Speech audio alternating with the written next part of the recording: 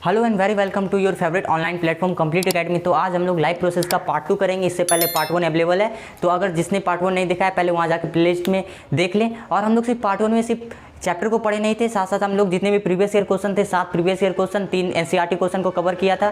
ठीक है, पार्ट 2 में भी कुछ ऐसा ही करेंगे। 3 क्वेश्चन हम लोग एनसीईआरटी कवर करने वाले हैं, साथ साथ अमीबा के बारे में जानेंगे और पैरामीशियम के बारे में जानेंगे। ठीक है, तो देखते हैं हमारा आज का कंसेप्ट क्या है। तो आज का हमारा है न्यूट्रिशन इन यूनिसेलुलर ऑर्गेनिजम्स। तो सबसे पहले यहाँ पे बात करते हैं न्यूट्रिशन का मतलब क्या होता है। तो जब भी न्यूट्रिशन आता है तो न्यूट्रिशन मीन्स क्या है, टेकिंग ऑफ फूड।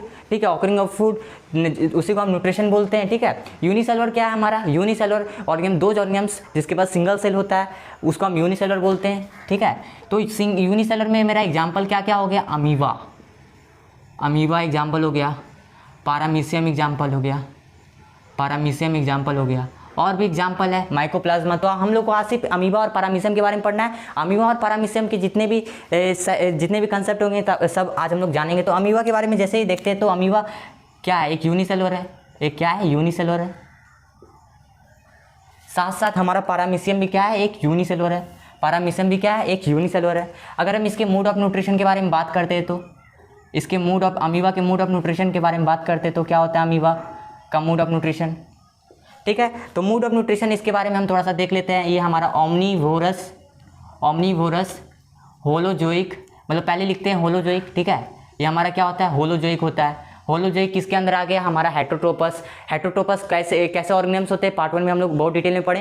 हेटरोटोपस दो ऑर्गेनिज्म जो हमारे क्या है, प्रोड्यूसर्स पे डिपेंड होते हैं। ठीक है, प्रोड्यूसर्स हमारे प्लांट हो गए, they can not prepare their food. Heterotrophs but autotrophs they can prepare their own food.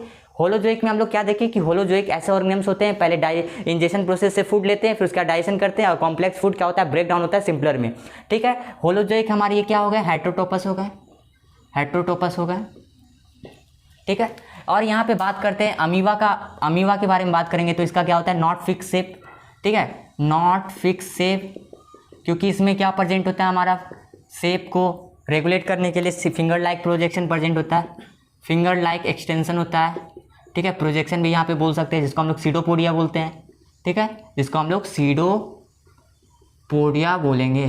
ठीक है, सीडोपोडिया बोलते हैं। ठीक है, तो ये क्या करता है, थोड़ा सा हम लोग डायग्राम से इसको देख लेते हैं। डायग्राम से देखते हैं, ये हमारा क्या है, अमीबा है। अमीबा को जैसे भी आप हाथ घुमा दे अमीबा ही बनेगा। ठीक है, तो अमीबा यहाँ पे ये क्या हमारा डॉट डॉट दे सकते हैं, ये इसको हम लोग क्या बोल रहे हैं, साइटोप्लाज्म। और ये हमारा क्या है, न्यूक्लियस हो गया। ये फिंगर लाइक प्रोजेक्शन। ठीक है, तो यहाँ पे हम लोग क्या देखें कि सबसे पहला प्रोसेस इसका इंजेक्शन प्रोसेस देखते हैं, इसको हम लोग इंजेक्शन प्रोसेस बोलते हैं। तो इंजेक्शन प्रोसेस में क्या होगा, कुछ हमारा अमीबा कुछ ऐसा होगा जिसमें क्या होगा कि फूड यहाँ पे फूड कांटेक्ट में आते जाएगा। मतलब टेक एग्जांपल कि ये हमारा क्या है, कोई फूड मॉलिक्यूल्स है। ठीक है, हाँ, यहाँ पे एक इंपॉर्टेंट क्वेश्चन समझते हैं कि अगर ये फूड मॉलिक्यूल्स मेरा कोई सॉलिड होगा तो हम इसको क्या बोलेंगे, सॉलिड को अगर क्या बोलेंगे, फैगोसाइटोसिस। ठीक है, अगर ये मेरा कोई लिक्विड सब्सटेंस में होगा तो इसको पिनोसाइटोसिस बोलेंगे। ठीक है, यहाँ पे कोई लिक्विड सब्सटेंस में होगा तो इसको पिनोसाइटोसिस बोलेंगे। और ये आपका डायरेक्ट क्वेश्चन एनटीएससी में भी आता है कि अमीबा जिस तरह से फूड इनगल्प करता है उस प्रोसेस को क्या बोलते हैं, तो फूड इनगल्पिंग प्रोसेस को हम लोग क्या बोलते हैं, एक्सोसाइटोसिस बोलते हैं। ठीक है, तो यहाँ पे हम लोग क्या देखें कि यहाँ पे न्यूक्लियस है, यहाँ पे फूड आ रहा है। अब सेकेंड प्रोसेस में क्या होगा, ये हमारा इंजेक्शन प्रोसेस था।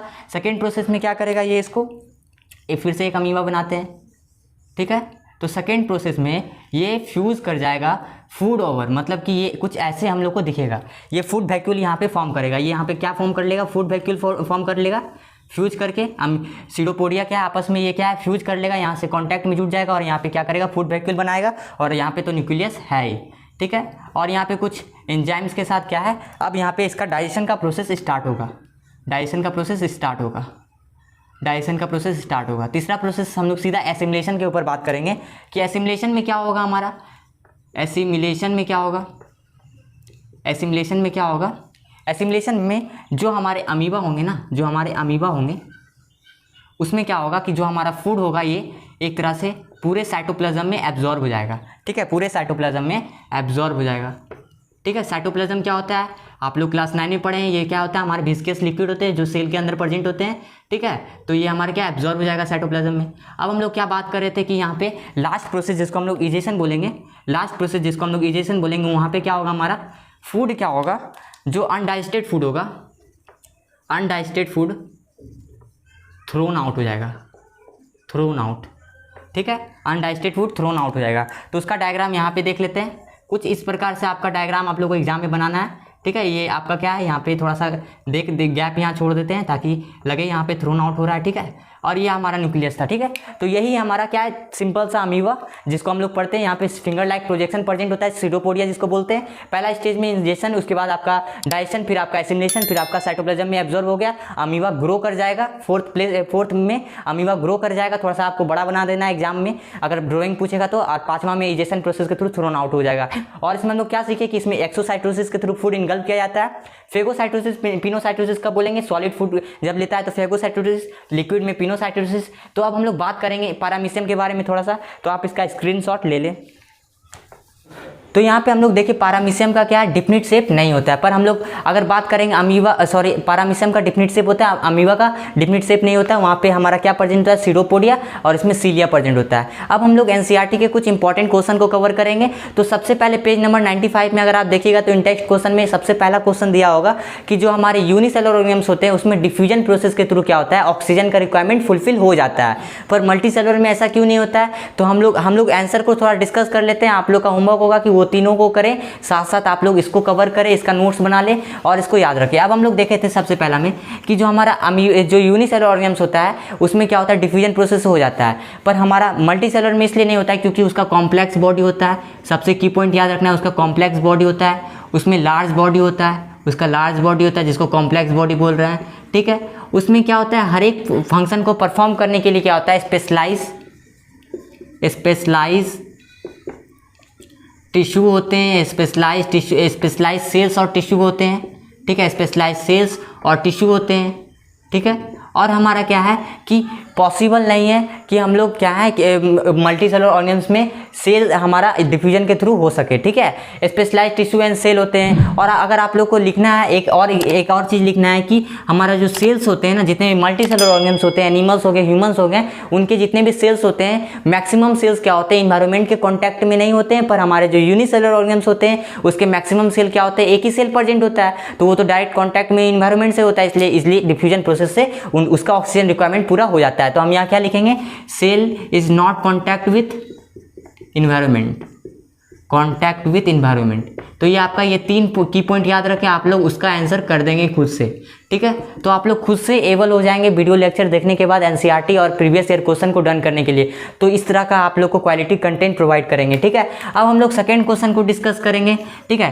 तो हम लोग प्लांट से रिलेटेड जितने भी क्वेश्चन थे सारे उस वीडियो में डिस्कस किए। आज हम लोग सिर्फ जितने भी यूनिसेलुलर हो गए और भी कुछ एक्स्ट्रा क्वेश्चन है उसको डिस्कस कर रहे हैं। सेकेंड क्वेश्चन ये हम लोग को बोल रहा है कि जो हमारे अलाइव होने के लिए क्या क्या 4 क्राइटेरिया आप लोग लिख सकते हैं। सबसे पहले सेकंड क्वेश्चन में हम लोग का यही दिया हुआ था। तो हम लोग को देखना है कि कोई भी अगर बॉडी ऑर्गेनिजम्स अलाइव है तो उसमें क्या होना चाहिए, प्रेजेंस ऑफ सेल होना चाहिए, मीन सेल प्रेजेंस होना चाहिए, ठीक है, प्रेजेंस ऑफ सेल। उसके बाद क्या हमारा उसमें ग्रोथ होना चाहिए, ठीक है, उसमें ग्रोथ होना चाहिए। तीसरा हम लोग क्या बोलेंगे, मूवमेंट होना चाहिए। ये आपका सारा एनसीईआरटी क्वेश्चन है। चौथा क्या बोलेंगे, मॉलिक्यूलर मूवमेंट होना चाहिए, ठीक है, मॉलिक्यूलर मूवमेंट्स। बॉडी सेल के अंदर क्या होता है, बहुत सारे एक्टिविटीज होते हैं जिसमें मॉलिक्यूलर मूवमेंट्स, ऑस्मोसिस, डिफ्यूजन, ठीक है। तो ये सारे मॉलिक्यूलर मूवमेंट्स होना चाहिए। तो ये 4 पॉइंट्स आप लोग याद रखें, इसको आप डन कर देंगे, ठीक है। अब हम लोग तीसरा क्वेश्चन बात करेंगे एनसीईआरटी के तीसरे क्वेश्चन के बारे में, पेज नंबर 95 का ही होगा, या फिर आप लोग देख सकते हैं। उस क्वेश्चन में बताया गया है कि हमारा जो क्या कहता है, रॉ मटेरियल क्या होता है। जिस तरह से हम लोग उस वीडियो में डिस्कस किए थे कि प्लांट का रॉ मटेरियल क्या होता है, अब हम लोग इसमें देखेंगे कि हमारा जो लिविंग ऑर्गेनिज्म जैसे ह्यूमन बींग्स हो गए, एनिमल्स हो गए, उनका रॉ मटेरियल क्या है। तो रॉ मटेरियल क्या है इसका, दो की पॉइंट याद रखें आप लोग, फूड एंड ऑक्सीजन। अच्छा, ऑक्सीजन को हम लोग क्यों बात करते हैं ऑक्सीजन के बारे में, क्योंकि फूड एंड ऑक्सीजन क्या होता है, ऑक्सीजन क्या करता है, ऑक्सीडाइज करता है फूड से और ताकि एनर्जी को रिलीज कर सके। ठीक है, तो आपका ये 3 क्वेश्चन कवर किए। और भी कुछ इंपॉर्टेंट क्वेश्चन है आपका अमीबा का डायग्राम बनाने के लिए आता है। ठीक है, और भी एक क्वेश्चन आता है कि अगर हमारे जितने भी ट्रीज होंगे सारे खत्म हो जाएंगे तो क्या होगा। तो सबसे पहले तो हमारे ऑटोट्रोपस क्या होंगे, खत्म हो जाएंगे। ऑटोट्रोपस जैसे ही खत्म होंगे जो हमारे कार्निवोरस होंगे और भी ऑर्गेनिजम्स होंगे इनडायरेक्टली क्या हमारे उस पर डिपेंड है, जो क्या है खाता है हमारे ग्रास को। तो ग्रास वाले क्या होंगे हमारे स्टार्वेशन से मरेंगे। जब वो स्टार्वेशन से मरेंगे तो कार्निवोरस मरेंगे, हमारा पूरा इकोसिस्टम क्या हो जाएगा, खत्म हो जाएगा। ठीक है, और अर्थ पे लाइफ पॉसिबल नहीं होगा। तो इस तरह का हॉट क्वेश्चन से आपका क्वेश्चन आया है। तो हम लोग फर्दर वीडियो में और भी हम लोग डिस्कस करेंगे लाइफ प्रोसेस के लेक्चर 3 में डाइजेशन इन ह्यूमन बींग्स, वो सबसे इंपॉर्टेंट होने वाला है। तो लेक्चर 3 में आपका डाइजेशन इन ह्यूमन बींग्स आएगा। आई होप कि आज का वीडियो आप लोग को समझ में आएगा। Thank you for watching.